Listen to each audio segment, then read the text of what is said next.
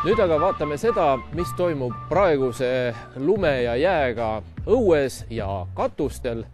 No minu selja taga oleva maja katusel olukord kõige hullem ei olegi. Aga väga paljudel majadel on näha purikaid. No see on tingitud sellest muidugi, et katus on soojustamata. Ja purikatega võitlemiseks on päris mitu võimalust. Kõigepealt paigaldada küttekaabel vihmaveetorule ja katuse veerde. Aga miks mitte ka siia, nagu näete, tänava sillutise alla, hoopis kindlamal pinnasel kohe. Nii et läheme uurime Tevist järele, mis võimalused on õueoludes ka nii-öelda ilma küttes jääga võidelda ja teha seda tõhusalt. No niisuguse talvega nagu praegu on hästi palju jääpurikaid nähtud räästaste all. Kas see nüüd siis tähendab seda, et kui nüüd Tevi pakub sellist lahendust nagu vihmaveerenni küttekaabel, siis me saame sellega kõik mured murtud. Mille vastu see õieti aitab siis? Tegelikult on niimoodi, et loomulikult küttekaabel peab olema vihmaveerennis ja vihmaveetorus. See aitab küll päris palju, aga kui meil on katus viletsalt soojustatud ja soojus pääseb päris hästi sinna katuse pinnale, siis tegelikult ei teki see põhiprobleem mitte rennis ja torus, aga tekib juba palju kõrgemal, ehk juba katuse serval.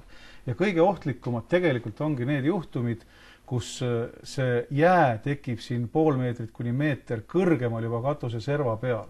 Nii et purikas võib näiliselt olla juba ära löödud, aga kui see jäämass sealt siis alla tuleb kogu selle serva laiuselt, siis see on juba väga ohtlik. No natuke on võimalik seda ohtu nagu ennetada, kui kas või siis soojustamata või kehvasti soojustatud katuse äärealale võib-olla ka siis küttekaabel paigaldada. Täpselt õige ja tulebki teha niimoodi, et tavaliselt pannakse küttekaabel lumetõkkest kuni katuse servani, ehk siis ütleme kas pool meetrit kuni meeter, et sinna pannakse siis küttekaabel 150 kuni 250 vatti ruudule sõltuvalt katusest, aga loomulikult see on kulukas. Vihmaveerennide korral ja torude korral julgeks rõhutada veel sellist nüanssi, et kui küttekaabel ilusti töötab ja vihmaveerenn ja toru on isegi normaalselt enam-vähem kuivad, aga ülevalt ikka tuleb jääpurikas. Võib olla oht ka näiteks selles, et vihmaveetoru alt on kinni jäetud, ehk veel ei ole enam kuhugile voolata. Ja siis ta tuleb ikkagi ülevalt jääpurikana all. Kindlasti tuleb tagada ka toru all sellele veele äravoolamise võimalus. No küttekaabel lisaks sellele, et on võimalik panna jääd sulatama vihmaveerennis, katuse veerel, on teda ka näha teinekord asfaldi siseselt, et ahaa, näed, siin on täiesti jäävaba. Kuidas see toimib? See on täpselt samamoodi. Küttekaabel pannakse maha nii nagu tavalisse elutoa põrandassegi natukene suurema võimsusega ja see tagab meile täiesti mõnusad puhtad teed, mida pole vaja ei liivatada ega puhastada, et selles mõttes on kõik hästi. Ja kui me kasutame spetsiaalselt niiskusanduriga termostaati, siis see tagab meile ka selle, et ta kütab tõesti ainult siis, kui lumi sajab.